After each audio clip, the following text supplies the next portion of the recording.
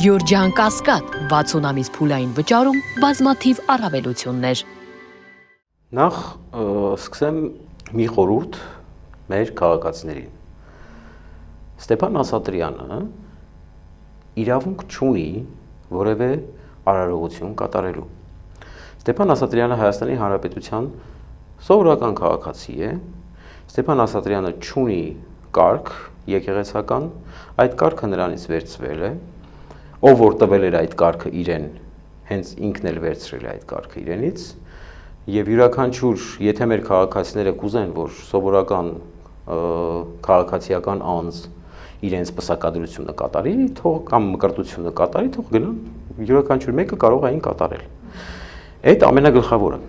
Երկրորդ, Ստեփան Ասատրյանի որևէ արված, ձեռքով արված որևէ խորհուրդ, դա կլինի պսակի խորհուրդ, կլինի մկրտության խորհուրդ, պատարագի խորհուրդ եւ այլն, վավեր չէ հայ առաքելական եկեղեցու կողմից։ Ես մի անգամ տեսանյութերից մեկում տեսա, որ երբ հարցրեցին, ասացին մկրտության վկայական է պետք կամ պսակի վկայական է պետք, կարող եք տալ, նա ասաց այո, կարող ենք տալու ենք։ Դա սուտ է, որովհետեւ մկրտության եւ պսակի վկայական հայ առաքելական Սուրբ եկեղեցում տրվում է մայրաթոռի կողմից, ուղարկվում է թեմ Արագածոտնի տվյալ դեպքում,